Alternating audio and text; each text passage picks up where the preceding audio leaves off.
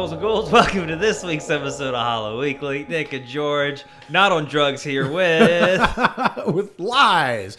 Oh, I think. You sound like you got allergy drugs going for sure. I wish. No, we are going to be talking about, are there any scares left in classical horror movies? Perfect. Or shows, depending on what's on your list. Mostly movies. Okay. I don't think I have any shows on there. All right, fair enough. No. So... But let's get the subjectivity of scares out of the way, and then we will oh my God, we have to point this out. Because if we don't, 1,000 comments of, not, my name's Chad, and I'm not scared of anything. Shut up, Dave. Yeah, shut up, my name's Dave, and I'm an idiot. No, so here's the thing. Obviously, being scared by entertainment is subjective. Yep. Actually, being scared of things in reality is subjective. I've seen people who, like if there was a home invasion, they wouldn't even blink. Some people go skydiving for fun. Right, they would just handle it, right? Like what? Right, exactly. So being scared is subjective, obviously. And if you're the kind of horror fan who is like, nothing scares me, I haven't been scared in 20 years by anything that's happened in a movie or the news or anything. If you can't generate like your own kind of imagination during things that you're watching, then we're probably not talking to you. Nah. Not that we don't. Wait, it's fine. Go ahead and drop the 5 stars on iTunes and get out. we respect everybody, but we're probably this is not going to be the episode for you. But to anyone who's willing to, and this is, I'll go on a weird tangent on this, which Nick will have to stop me about because it'll take an hour. But for anyone who's willing to put in a little bit of work as a viewer, we're probably talking to you. So that means approaching movies with an open mind, and it means possibly setting the scenario in which you watch something. Like I like to, if I think that I'm going to I'll have a lot of fun with a horror movie. If I'm not seeing it in an audience with a theater or whatever, I like to kind of set it up. I like to watch it with friends or watch it late at night or watch it alone if it's a scary situation. Like some kind of like scenario in which the movie can work some magic, right? Yep. If you're just going to stream it on your phone at 2 o'clock while you gotta get in the right mindset for it. right, while you're folding laundry, then we're probably not talking to you either about this episode. There might be a few films that will scare you while you fold laundry. Yes. Basket Case? Basket. That's the only one I can think of. If you're hanging laundry, Halloween, right? So yeah, for sure. But anyway, enough preamble. Like with I think most people will get it. The idea will be, are there any scares left to be had in classic or older horror films that a reasonably imaginative person could get a jolt from? And I'm going to go ahead and say my answer is yes. I think so too. I think there is a certain year that you hit when like a lot of people are probably not going to be frightened of it. Like sure. Honestly, I think from Psycho down, you have to really find something and set the right mood for it for the general audience. Like I think I found some things. We'll get to it. Yeah, maybe. I'm curious. All right, hit me with it. Hit me with some of yours. I got a list here. Well, yeah, but here, so I want to go over the list. I'm curious if you discovered while you were making the list if there was, because there's different kind of scares. Most of my scares, and I think one of there's a few that are just kind of shocking. Like you're like, oh shit, like that kind of scare. Sure. But the majority of the scares that I came about are all atmospheric. Let it marinate for a day or two, and then it creeps back up on you. That's fair. Type of scares. Totally fair. That's what I discovered. I mean, literally, I've talked to people who are late teens, early 20s, who think The Exorcist and Halloween '78 are boring, and Jaws has no scares in it. Nonsense. Like it would be, the funny thing is some of the people who resist this notion, who are like, Halloween changed the game and made everything scary. I'm telling you, you're in for a real big disappointment in the year 2040 when everyone's talking about Halloween the way that they talk about Bride of Frankenstein now. But regardless, right? Like, here's the thing. When I was tabulating these scares, I actually found some that were pretty damn jolting just in and of their own right. And there's also the kind that sit with you. So let me start out with like one of my favorite ones, right? So hit me with it. I'm going to hit you with Peeping Tom, right? So yeah. Now, Peeping Tom is a disturbing concept in and of itself, right? It's one of the first slashers. It ruined the career of the guy who made it, right? Who's one of the greatest directors that England ever produced, and Michael Powell. And it's interesting because Martin Scorsese basically saved this movie. We wouldn't know about it in America if it wasn't for Scorsese. Yeah. He became a huge backer of it, and he said, quoting Martin Scorsese, that Peeping Tom and the movie 8.5 contain everything that could ever be said about film directing. Right, so we're dealing with like a mega movie here, right? This is not a small movie, but this guy is torturing and killing women, and he's photographing them, filming them while he does it with a camera that he's specially modified for the task. So he comes at you, he undoes the tripod of the camera, which is blades, and then he approaches you and he slices you up. And while he's approaching, he's filming your reaction to it. Mm-hmm. So it's like the serial killers who film for keepsakes and keep the film of like what they do to their victims, right? Yeah. So this is obviously way ahead of its time as a film, and it's inherently disturbing concept, right? And one of the stories I like about the movie is that Martin Scorsese had heard about it. There was one print in America the year after it came out, because England, this director's career got smashed. He went, it was his career over. England pulled it. Matter of fact, the BBC said like we should take this movie, chop it into pieces, and flush it into a sewer. Like, so pretty strong. So reaction. did they become the Peeping Tom? So they become the, okay. Yes, exactly. Right. Good job, Britain. Good job, BBC. So, but there was one print available in America. So everyone was talking about what a great idea this was, but it seemed like that he flubbed it. Like he screwed up the directing of it because it failed so bad, right? So all the directors were like, well, let's remake this motherfucker. Let's like, it's a great idea. Well, we'll remake it.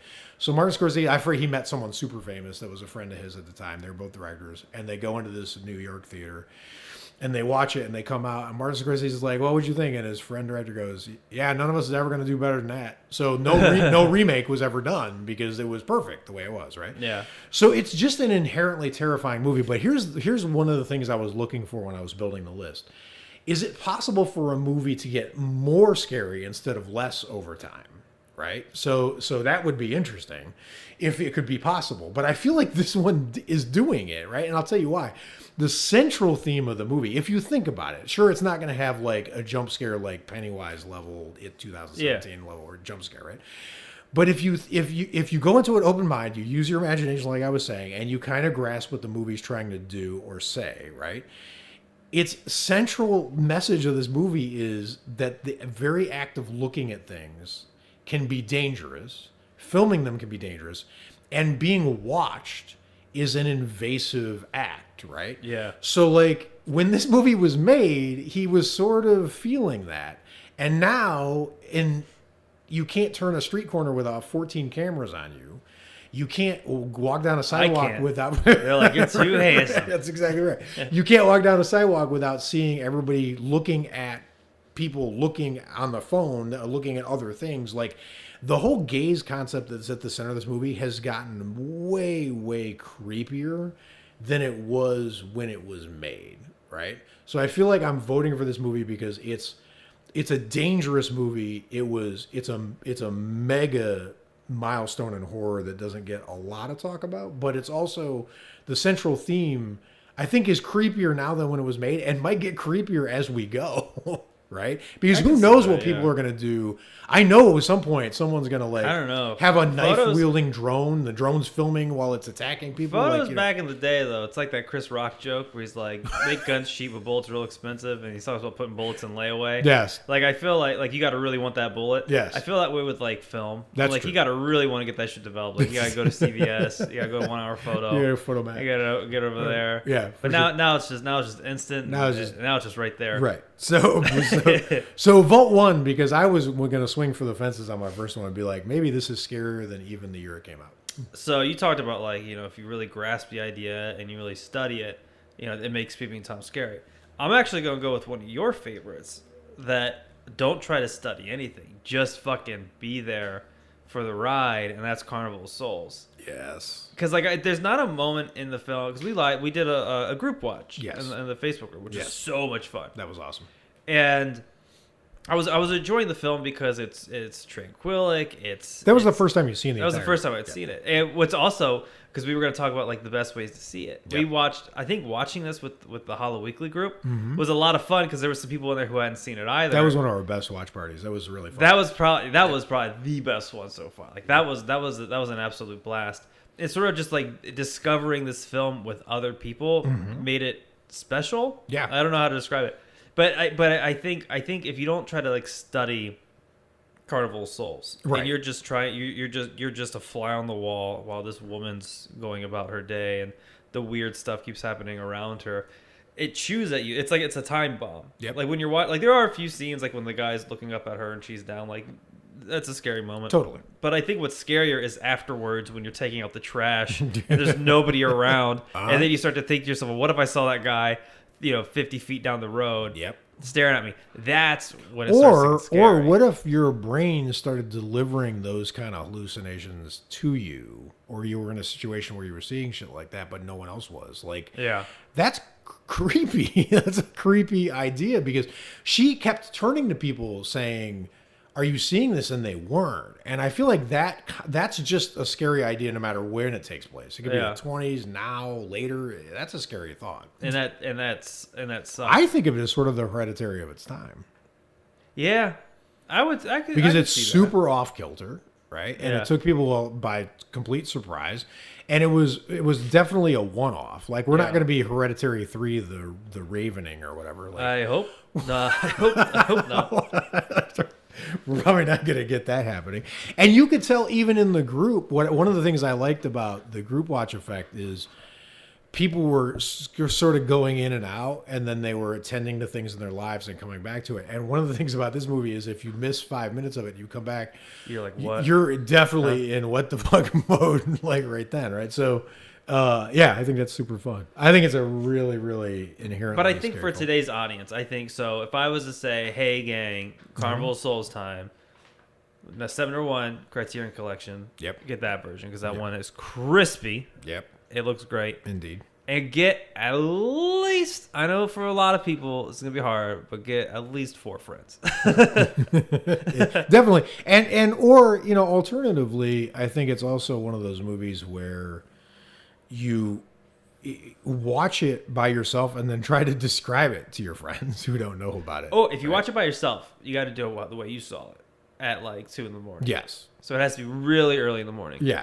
Yeah. Well, that was the thing. I think the people back in the day when this could happen more frequently, but the people who saw it without knowing what they were in for, that was just magic. That was the thing. But let's drill down to what I think is going to be a common theme from a lot of our picks, which is, and I don't think horror fans from the dialogues that I hear, whatever, put enough thought into this idea, is the people who made Carnival of Souls meant it. Like they meant it. They wanted to make the best possible version of the thing they were spending their lives doing. This was the height of their craft, right? And they meant it, and they meant it 100%. Yeah. And I think John Carpenter means it when he makes movies most of the time, right? Yeah. Like it's a thing. Even the ones who pretend they don't, or who may go into it like it's a chore or whatever, but then they get into it. There's this kind of personality that's just an off-kilter person, right? And I think this movie and Peeping Tom both have that. So, agreed. Easy. I'm gonna go with my next. I'm gonna go with the one that I think is actually on my list the most frightening without having to do all the stuff we've been talking about. So without having to like take a couple edibles or see it late at night or like whatever. I think this one is still objectively terrifying, and it's Eyes Without a Face, which is the French film where, there's literally scenes in this movie where people are surgically getting their faces removed, which is absolutely terrifying. Expensive. Right? Expensive and terrifying. You know how much a new face costs here in Hollywood? It's pretty bad. But let me tell you something interesting about this. I feel like this is going to be like the Criterion Collection episode. We're not getting paid for this. But if you get the Criterion Blu-ray of Eyes Without a Face or DVD, whatever you want, there's a short documentary that precedes it. It's one of the things that inspired the filmmaker, who I'm not going to attempt to say his name, but his first name is mine, George. It's called Blood of the Beasts, right? Now, that's a cool title. what he did was he did a short documentary on inside Parisian slaughterhouses because he wanted to study. That's the most terrifying place I've ever heard of my life. It's a black and white, as above, so below, but with Jesus Christ. So now this is old. Remember, this is an old movie, and this is an old documentary. And this guy was pretty inspiring to Hitchcock, so he's got horror cred, whatever. But he wanted to study what it was like when you flayed the skin off living creatures, right? Because he was going to depict it in his movie, and he also was opposed to doing it in general, which is why he did it in fiction, right? So it's a real study of this. And you literally, if you Google it, you go to YouTube, do HD, and as soon as, I recommend not doing this, but if you did, right? The first thing that would happen is you will see a horse get knocked down and then cut all the way up its throat, and all of its insides spill out. And there's something about the way this guy films it, because he's got the angles and I don't know. It's scary as shit is the point, right? And that's the thing that inspired him to make the movie. We're not even at the movie yet, right? But he's put the time in. Here's the thing: you can't have your cake and eat it too, right? Like, you can't complain about CGI sucks and practical effects are great and then say everything made before 1980 is boring, because practical effects are practical effects whenever they were done. This guy took the time to learn how to accurately portray flaying the skin off things, and then he does it over and over in Eyes Without a Face to humans who are going through psychological trauma while he's doing it, right? It's just a masterpiece of terrifying filmmaking, and literally, if you were being honest, right, and you approach this movie with open mind and you watched it, it's hard for me to imagine not getting to you, because it's so real and so dark and so interesting that it packs a punch. So, could you imagine being the actor on set that day, like, "Hey George, what are we filming today?" And he's like, "We filleting more faces." No, you're like, "God damn it, George, we did that yesterday." He's like, "Listen, I spent a lot of time, right? You know how many horses I had to watch get slain, right? And it's not just horses; it's beasts. I mean, they're killing all kinds of things in this thing. So it's horrifying. You see the bolt to the cattle's brain. You see all this. I mean, it's Jesus Christ. Actually, there's no bolts. It wasn't even automatic then. It's a sledgehammer to the cattle's brain. God. Yeah, I mean, I'm telling you, it's a terrifying movie. It's also a terrifying Blu-ray, and it's from a great director. So that's my second choice. That's your second choice? I feel a little sick. All right. All right. So if I had to go back, I'm debating on leaving the 60s. Mm-hmm. I got Carnival Souls in there. I don't know if I'd really want to throw the Birds in there. The Birds. I would. You would? You would make a fight for the Birds? I'd fight for the Birds. I don't want to do two Hitchcocks in a row. No. Because it was going to either be Psycho or the Birds. So if we had to choose one. Psycho. You would go with Psycho? Definitely. Over that one? I think I would too, because when here in LA, the movies in the park, Psycho's always one of them. Yes. I never really see them do the Birds, and I think they do Psycho for the reason I think we would both say. Like, it just, I think there's still something about it with modern audiences. In fact, there's not a lot of films like that now, because it's Halloween time, and here in LA, if you're not familiar, if you're listening from somewhere else, they do a lot. They have like a lot of parks where they'll do like taco trucks and like show a film. Psycho is the one that I see almost everywhere. Psycho or The Shining, but there's not a lot of other horror films. Like, I don't see them do like Black Christmas or Onibaba or House on Haunted Hill. Nope. It's usually Psycho.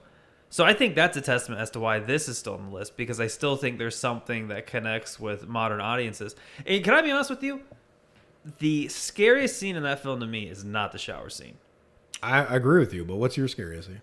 When the detective's walking up the stairs. That overhead shot of Mother quotes running out at him. Well, all right. I think that and the shower scene are no, I think the shower scene's a little scarier for me, but I think they're pretty close. Yeah, I'm there's just something unsettling about being able to watch the monster approach you in broad daylight. Like that. Like, the shower scene's cool because it's vague and you can hardly see her, but for me, that over the head that bird's eye shot just always sort of terrify me. And I find the cop sequence with Janet Leigh as scary as the other things in the movie. Yeah, I can see that. And my scariest moment in the movie, believe it or not, is when he pushes the car into the Black Lake. That scene always rattles me, and the reason it rattles me is it's conceptual, right? Like, he puts all her clothes, her body, the money without knowing it, right, wrapped up in the newspaper, everything in the car, and then he pushes that car into the thing, and then it gets stuck for a minute, which is one of my favorite moments in the movie, because you know, and then it just sinks, and then you're just looking at this black circle, and it's everything that you just got invested to in the first half of the movie got erased. Yeah, like, it's just gone, and you're thinking at the time he might get away with it, and that means that someone can just you could randomly encounter someone in your life for reasons only known to them. They can just erase you and every trace of you and get away with it. Like, I find that terrifying. Yeah. I find that well, terrifying. the reason I think the over the bird's eye shot is scary because it's almost making your eyeballs play ping pong. Because on the far left side of the frame, you got the stairs. Far right side, you got the door. That's true. And it constantly has you constantly playing I Spy. Yep. You're like, okay, what's gonna happen here? He's going upstairs. Then the door cracks, and you go, okay, someone's gonna come greet him there. Probably this mother he wants to come talk to. And then all of a sudden, the music and the way Norman comes running out. Yep. Too, like the speed, anything like that's coming out. But I was wondering. So now, the one scene we didn't talk about that I think is still pretty frightening to some people is the reveal of Mother in the basement. Mm-hmm. Where do you rank that in the film? See, I mean, or do you even think that's scary? I didn't find that scary at the time, let alone with hindsight. Like, I found that fairly ridiculous. I didn't like the mother reveal, and I didn't like the big psychological exposition at the end, except for the great last shot of Anthony Perkins, right? But like the whole doctor speech, whatever. I feel like that's not a perfect film to me, but I could see how that would be scary to some people, for sure. I could see how it was scary to audiences at the time, and again, I feel like it's masterfully executed for what it is, right? Yeah. There's just, again, we opened the episode What's the best way for a modern audience, do you think, to watch Psycho? If you had a guess. I mean, that one's hard because, like, a Carnival of Souls could sneak up on you, but everyone knows what Psycho is. Even if they haven't seen it, they know what it is. So there's no way to really fresh encounter Psycho. There's only a way. I think I think theater, like, re-release or like Psycho in the Park. Yeah, I think just check into a crappy motel. I think and fire that up. I think don't do that for the health of our viewers and listeners. I think find a really shady hotel and just fire that bad boy up. No, okay. You know what? I don't want to take an answer away from you. That is very viable, and I would actually be kind of scared. Yes, I would be frightened and have bed bugs. Yes. If we're being honest, as a kid, The Bird scared me a little more than Psycho, believe it or not. That makes sense. Because you go outside and you play and there's birds flying around, and then all of a sudden you start thinking to yourself, well, if they didn't like me, it was more relevant to me at the time. Yeah, right? They would fuck me up. As like a 10-year-old kid, it was a little more relevant to me. Yeah. So I would actually. I think there's something. I think Psycho is more of Hitchcock's amusement park ride, and I feel like The Birds. There's something wrong with Hitchcock's soul. And I think there's more of what was wrong with Hitchcock in The Birds than Psycho. I think Psycho was more cinema and Birds was more whatever. There's more poison in that donut to change your your jelly. In terms of modern audience. So, like, say we got two groups of people, two test subjects. Yes. Which film do you think would have the most hearts racing? Psycho. Psycho? Sure. Definitely. Yeah, I think so too. But there is something about The Birds when you're younger. Because that was my dad's most, like, terrifying. Like, he hates birds to this day because of The Birds. So I just think, unfortunately, The Birds dated a little harder, and I don't think that's either movie's fault. I think it's just, right? Like the ancient Greeks would be like, the sun that's a chariot wheel we're seeing, right? You got to make up explanations for things you don't understand or know, right? Yeah. We still don't really know how crazy people work so much, but we pretty much know how birds work. We got this down. There's not a lot of brain to cover with birds. So I feel like they just got explained into oblivion in terms of terror things. So once bird watching became a thing, and they're like, "Wow, that's a yellow flipperdo." You're like, "All right." It just dated a little. How come did the birds have any bird watchers? Like, was there anyone in the movie The Birds went, "Wow, that's a North American crow"? Wow. No, because they all passed out from excitement when the bird started approaching. Yeah, they were like, "There's one, there's two, there's three." Oh my god, my journal's full. My journal. I gotta buy another journal. That's how I see that happening. Exactly. All right, so I guess Hitchcock, we could combine them. As well, actually, it's funny because I'm not gonna take long on this, but I'm gonna segue I'm gonna switch my order and go to Shadow of a Doubt, which is Hitchcock. So I'm going to throw this in here because, first of all, I don't think horror-inclined fans of Hitchcock have even seen this movie, to be honest, from my experience of talking to the horror-obsessed, right? They've seen Rope, and they've seen, Frenzy, and they've seen, like, the ones that can be more hard-edged horror.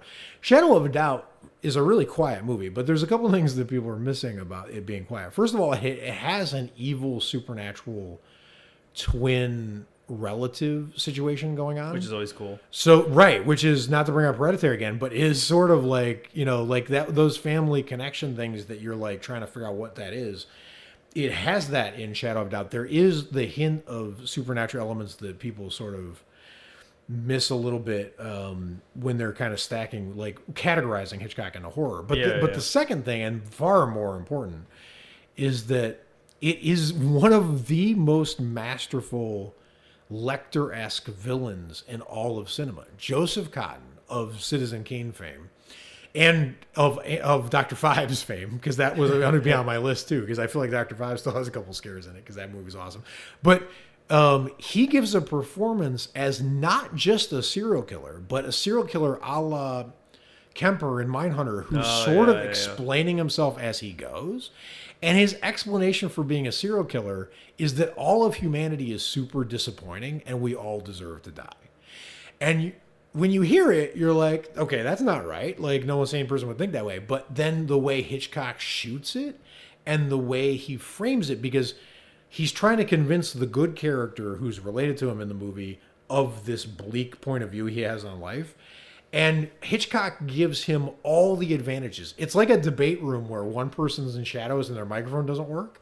So like Hitchcock is giving all of the good microphone lighting thing to the bad character to make the bad argument.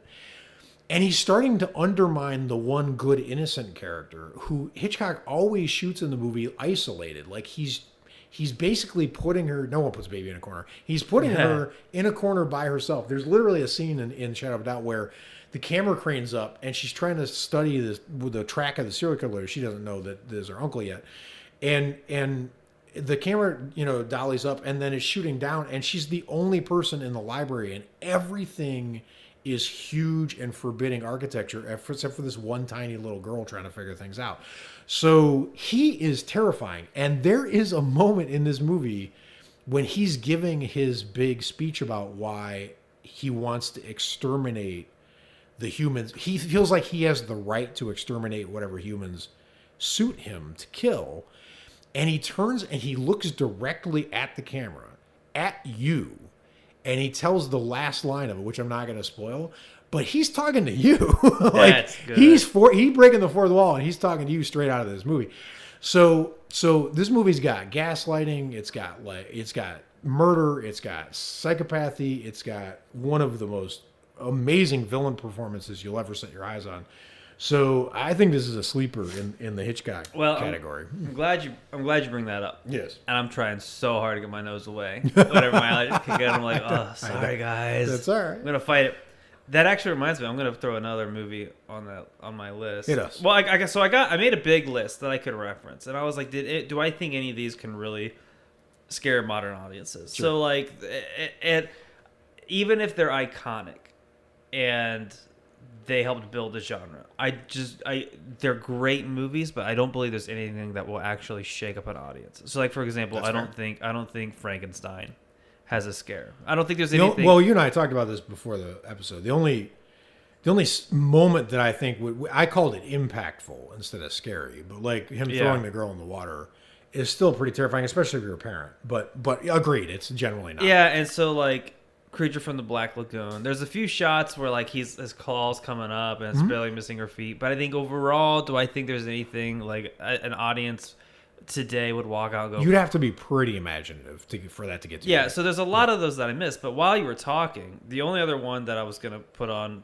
before, but I think I might gloss over this, is House of Wax, and that's just a reveal. Yep. At the end. Yep. But you talking about looking into the camera and like breaking the fourth wall. Breaking the fourth wall. This film doesn't do that, but it gives the audience its own alert, and I have to throw M on this list. Totally. Because I remember when I went to film school for that 1 year before I went to go work in actual before film. M scared you out. Yeah, before M scared me out. We watched that in like the little like school theater, and just that whistling and the atmosphere alone, I think is enough. Another serial killer classic. Yeah, and I think I still think just with the whistling, the atmosphere, and Peter Lorre alone, just those three things is enough to unsettle. It's not going to frighten you. Well, and it is scary. It's haunting. It is, but it's not scary. It's because scary is like not insidious jump scare scary. Yeah, but what it is it's like half. It's like half and half. It's like half creepy, half unsettling. Right. And I think that is the perfect concoction for your slow burn once you leave. Well, yeah, and let's be honest about sort of like what we're dealing with, right? Because this just happened in well, I don't want to say it because it'll be a spoiler, but take Friday the 13th Part 6, right? I think that's the one where Jason kind of walks up and down the beds of all the kids in the camp, but doesn't kill the kids, right? So he'll kill the counselors, right? He'll kill anyone that has sex, right? He'll kill you, shoot him with a paintball gun, but he's not going to kill like the kids just cowering under their beds or hiding under because that's too much, right? But M is all about that. M is like, you a kid? All right. Right. Don't go outside. So, I mean, unless you would just have a heart of stone, some things are just inherently scary as concepts. And that's a scary concept. When he's whistling and then you've got the shot of the empty hall where the little girl lives, and now she's dead and the mother's calling for her and her voice is echoing through the stairway, and the little balloon she was holding is frying in the electrical lines, and his big shadow comes up when she's playing ball because he looms over and kidnaps her.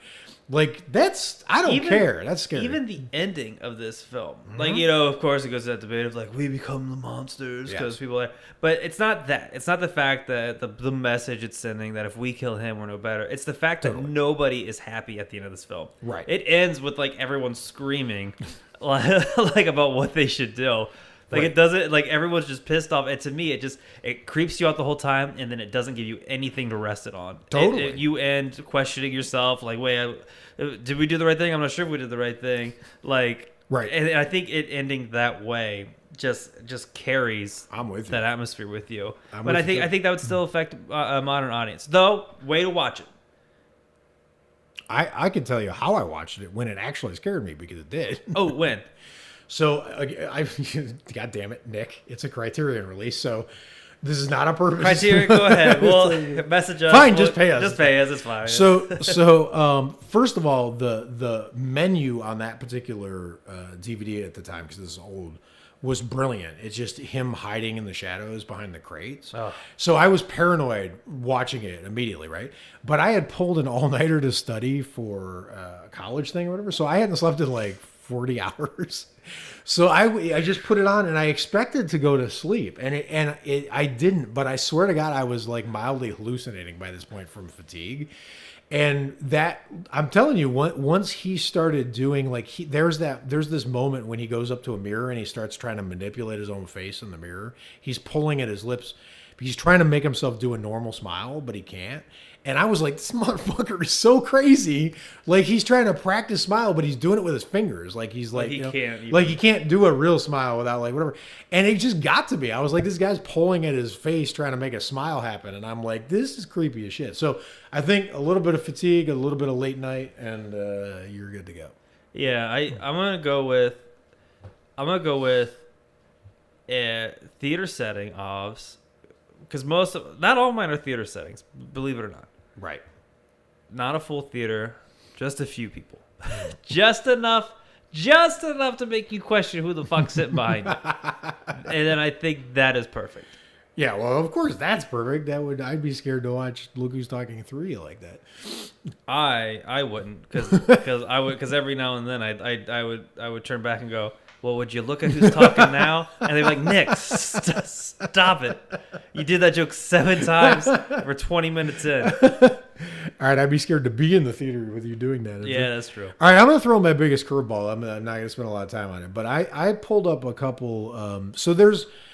I don't want to go through the usual suspects that I bring up on the podcast a lot. Vampire and Oda Baba and all these great movies that I think are magnificent. But I'm going to make a play for a couple really, really short moments. Okay. So a couple more actually short films. There's a woman named Maya Deren.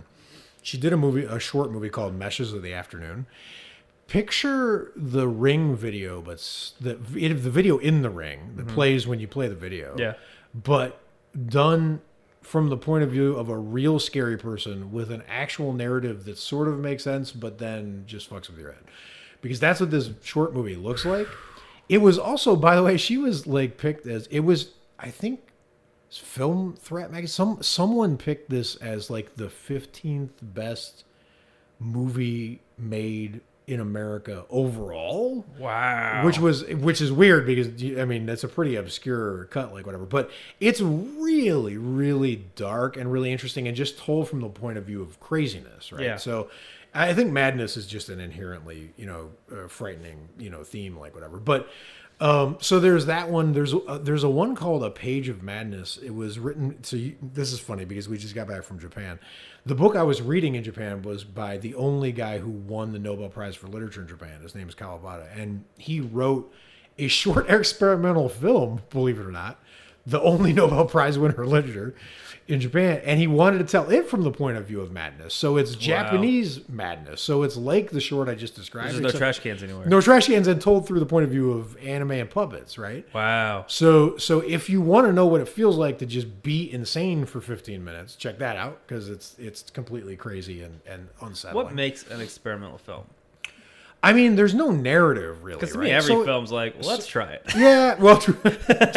I mean, the big example was the one Unshin Andalu where he cuts the eyeball. Right? So like that. I mean, if there's no narrative, then. But that was like, isn't that avant-garde or something like that? Yeah, like probably. I don't know. I might never use the right word. I went to film school 1 year less than you did, so I don't know. But I do know that if you watch it, when you're done watching it, you feel like there's a possibility that you're a lot crazier than you think you are. So that's not a good feeling. Is that film anywhere on our list? Because that's an old film. Which one? Fucking the goat eyeball cutting film. Yeah. I don't have it on my list. I don't have it on my list, but I think it's. I think right. I think it's shadowing. It's looming over. It's there now. It's looming over this list. So there's that, and then here's the amazing thing. So I know I keep stumping for this over and over, and I'm obsessive about it, but. Polanski did a version of Macbeth, right? Mm-hmm. So I sent you the clip. I don't know if you saw it, but Macbeth is a terrifying. So brief story. I took my significant other's parents to see the Macbeth that came out in 2015, right? And they were just visiting. It was the first time they'd gotten together in a long time, and it was like a feel-good day and a feel-good moment. And then we went to Macbeth on my recommendation, and that movie is gorier than 75% of horror movies I've seen in the last 5 years. It is brutal. Like the first battle scene, there is disembowelment, dismemberment. Like there is a lot of decapitation. There's a lot. Any deglovings? No, but those are there hot. might as well. Yeah, there might as well have been. But there's something about the end of Polanski's Macbeth because what happens is Macbeth gets beheaded. Yeah. But unlike any other version of Macbeth I've seen. The head falls down on the ground. The body tumbles over. They're so terrified of Macbeth because he's the ultimate fighting machine that when his body comes tumbling towards them with no head, they all run from it, which is sort of like that great Lon Chaney moment of Phantom of the Opera when he holds his fist up and everyone cowers back. They're so scared of this guy that his headless corpse, like the Headless Horseman, they feel like it's coming after them. So then they pick up the head, but then for some reason it's shot from the point of view of the head. Oh, that's cool. And it's that thing that you hear about where you can still see and think for some seconds after you've been beheaded. Yeah. And they take his head because they're going to go put it on a spike and raise it above the castle, but you're still seeing from the head's point of view. And it's going through this crowd, and the creepiest music I've ever heard is playing behind it, and the crowd is all laughing at him. So imagine that at this point you've lost your wife, your family, your kingdom. He didn't get out while he was still ahead. Your kingdom, you're cursed. You also know that you're going to hell because you've already seen that there's a other side, because that's what the ghosts and the witches represent, right? So you've lost everything. You're going to suffer for eternity. And now as your eyes, like as your spirit kind of wanes out, as the candle gets snuffed out, you're still seeing from the head. You know they're taking you to put you on a pike to stick you up in the air, and the whole crowd is just laughing at you. And it's all blurry. It just whips by really fast with this creepy music from the head's point of view. And I'll never forget the first time seeing it, thinking it was the most fucked up thing I'd ever seen. Yeah.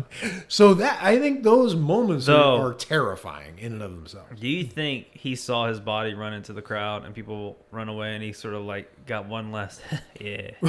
Maybe. Yeah, that is a Macbeth thing to do. Like, fuck it, I'm going out. So I'm just going to put that one under the belt and see you now. It's very, very possible. But it's just there's something about the way it's shot that just really, really is unsettling. So I think those moments. I think a lot of times short films or those crazy shorts that you catch, like sort of the Begotten effect, right? Yeah, can be really unsettling if you catch them in the right time, in the right mood. We found out the Sam Haines dad had something to do with. Mm-hmm. We had him on an episode. If you want to listen to that, we got that episode. That's pretty interesting. Yep. But yeah, the Begotten's got. I remember the first time I saw that, I was like, man, it looked like somebody invented a camera, went back to like the 1700s, filmed some weird shit, came back, and was like, I'm not doing that again. That's exactly the effect I'm talking about. I wanted to like see like the founding fathers, and we found that thing. Yep. All right. So all right. I only have one more. Let's see what you got. Technically, my last three are all 20s films. And two of them I'm going to combine. One, let me just jump to family opera real quick. Yes. Family opera there's only one way to see it, and that's the way I saw it. So you have to be like 11 years old. If you're past 11 years old, give us our 5-star review and get out. Like, this isn't for you. The way you need to watch it is you need to be 11, go to Springfield, Ohio, where I was born and raised. Yes. Playground. Did not spend most of my days because I played video games and watched movies.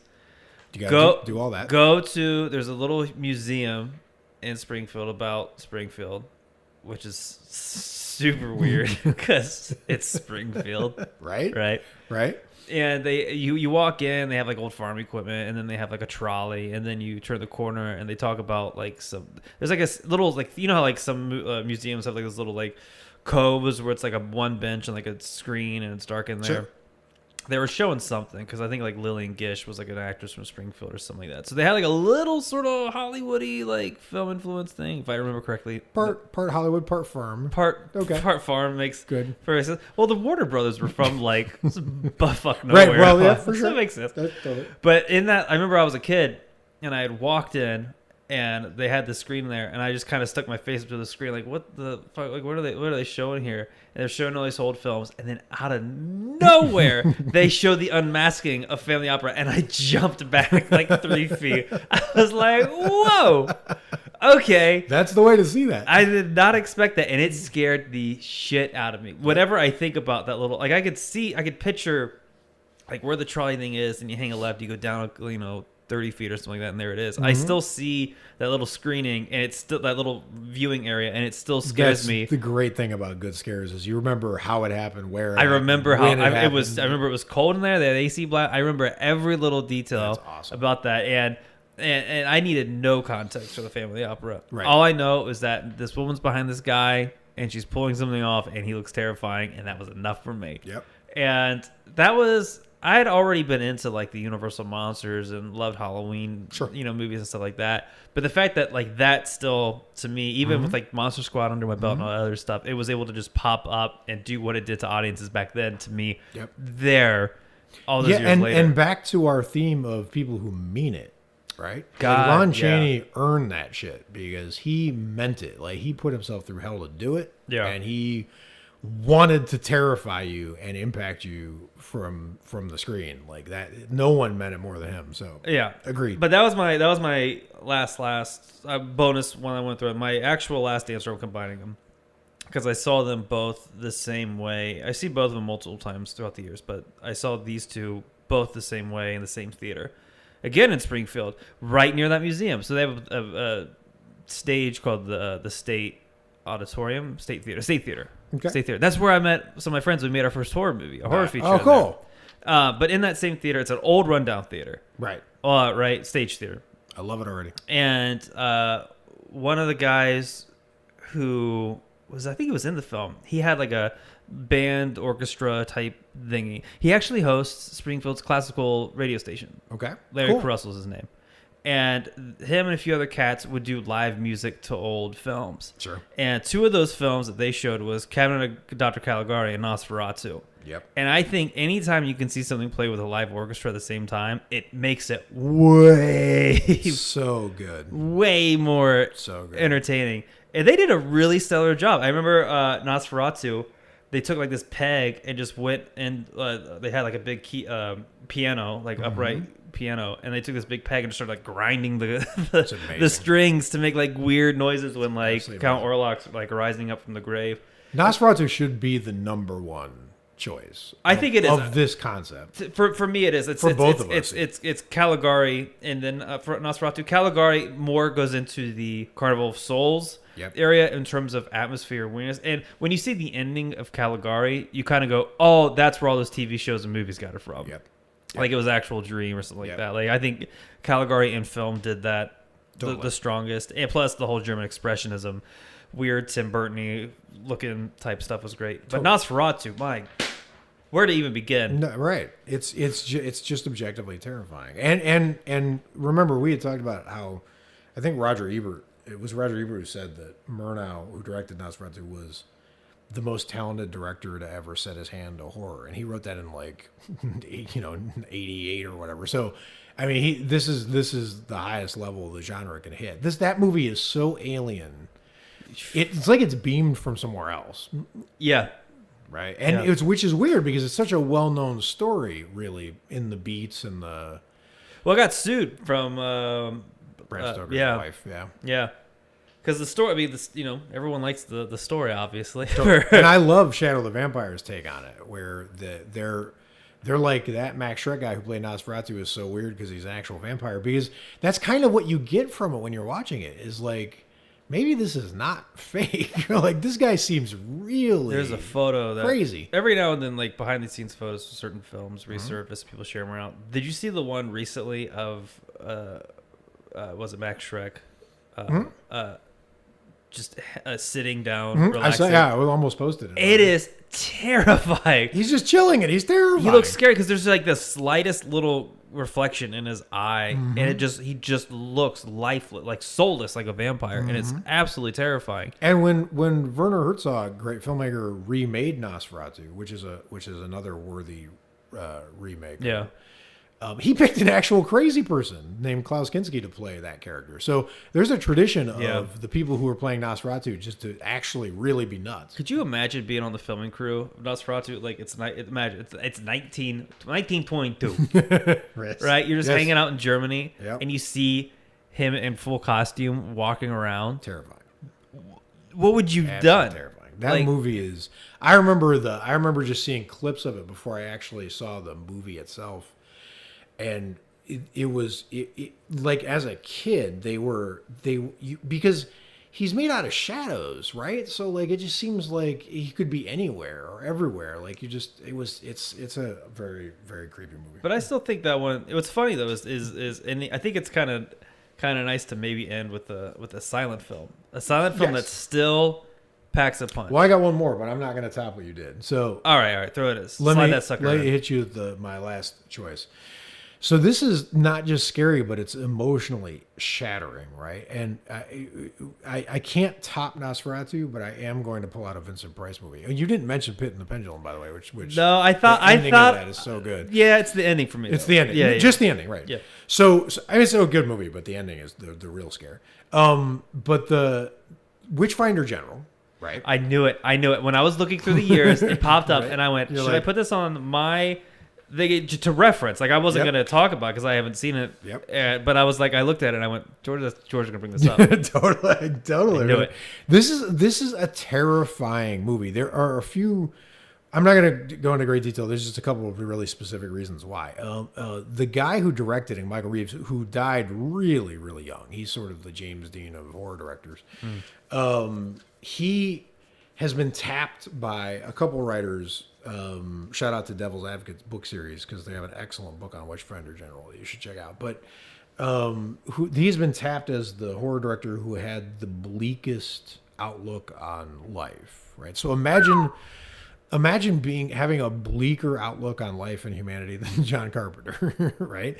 But he makes John Carpenter look like Santa. Like John Carpenter does say he likes video games and the NBA. That's true. So that's pretty uplifting. That is pretty uplifting. Yeah. That's a good point.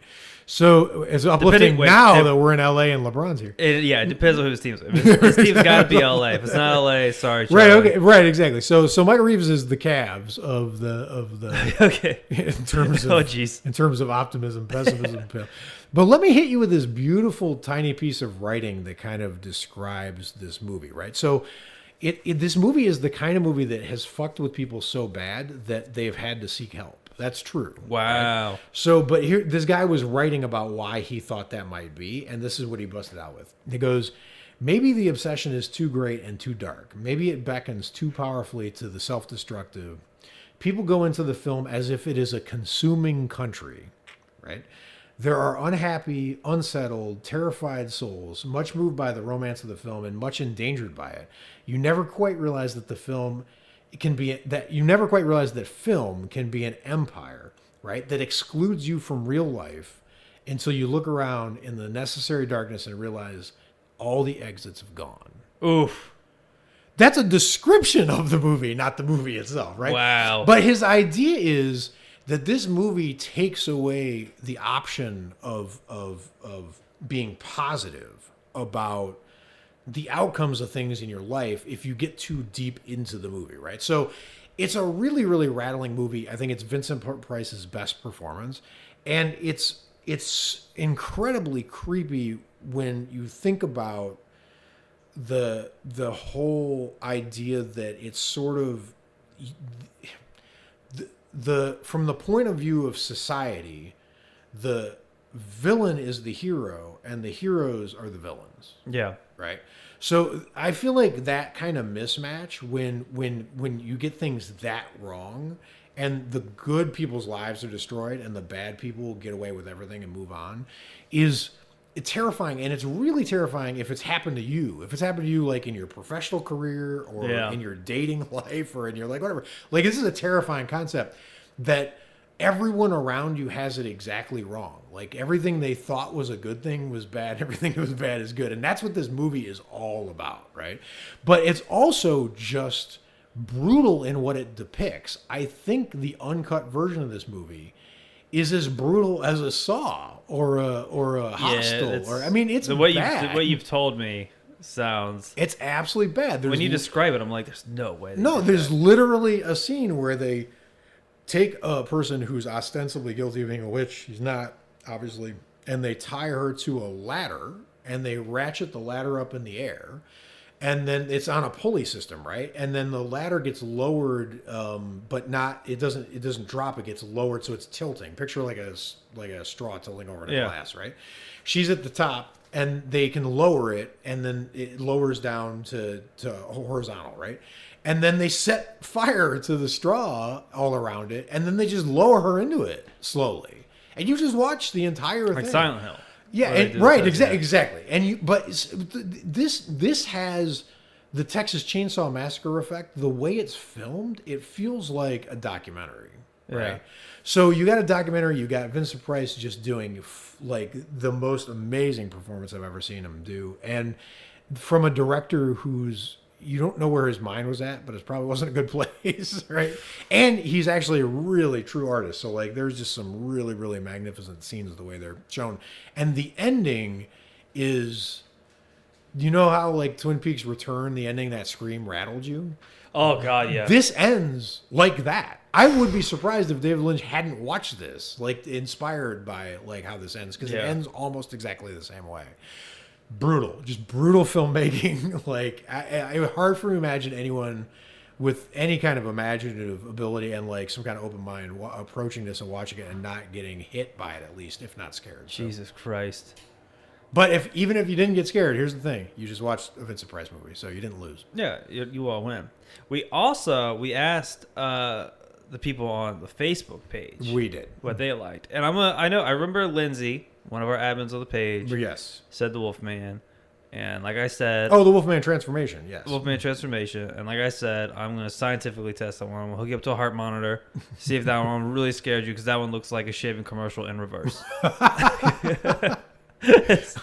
I think it was probably scary at the time, but I don't know if well, you and I talked about this. I'm not generally scared by werewolf movies in general. I think the only Wolfen scared me, and that's arguable about whether that's even a werewolf movie. And then what else scared me is what's another scary? I mean, American Werewolf didn't scare me. Howling didn't scare me. You mentioned Trick or Treat, like that one being the best. Oh, Trick or Treat, yes, that sequence is. Yeah. That sequence gave me a jump just because I wasn't expecting that to happen. We did get some other answers from the group though. We got a couple for House on Haunted Hill, the famous the scene of the woman coming out kind of floating. Yeah, the caretaker. The caretaker, yep. World's worst caretaker. Cobwebs everywhere. R.C. Martin said Rosemary's Baby's ending. Lindsay, to her credit, she had also said the Lon Chaney reveal, and she also said the electrocution scene in Nightmare Castle, which is a fantastic movie.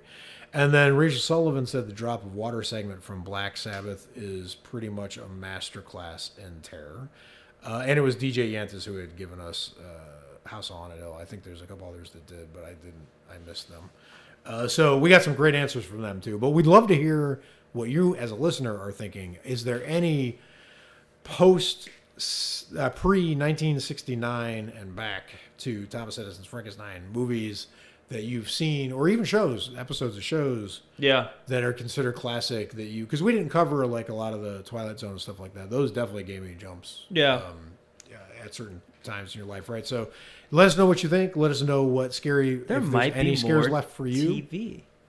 There might be jump scares. That's an interesting. We got to mull that over. We got to do some research on that one. We will. I think that one will be easy. And also, if you do have a film, let us know the best way to view it today to get that same effect that you got when you first. I think they know. They need to go to the museum of farming and equipment and old people. There's a lot of Werther's originals in that building. That's all I'm saying. There's a lot of old farts in there. In fact, last time we went in there, me and Alex were looking at this like tilling machine, and this one guy, because nobody goes in there, unless you're like a school trip. So it was that afternoon. I was with Alex. It's like a tilling machine, and this guy comes up so happy to talk to me, Alex, about this tilling machine. He was so happy, and it was so cute. But we did not care. I don't even know if it was cute. I take that back. It wasn't cute. We were like, oh, by the way, in real time, we just got a photo from Alex and Jenny. I know. Others. Did you see that? God. They're at the theater and they just sent us a photo of full-on Michael Myers outfit at the theater on display. And the one of not Lori, but her daughter, I think. Amazing. Is that the daughter? No, it is of Lori. Yeah, so it's Lori's outfit and Michael's outfit. That's. Fun. I love that they have them on the real ones on display. That's probably ArcLight, right? No, that's the Universal. Is that where they went? Yeah. No shit. They went there. Those are amazing. All right, we'll post those in the group. So definitely join the group. You're missing a lot of good horror action if you're not there. And let us know. And it's October. Do all your scary stuff. This is the time to do it. Highlight. You got it. And if you do a haunted house, let us know. I want to know all the horror shit. Anything horror, let us know in the group. That's what we're there for. And until next time, stay scary. Watch a bunch of horror movies. Bye, guys. Stay out of the farming museum. Stay out of, please, for the love of God. For the love of God, do not say the word tilling. Bye, guys.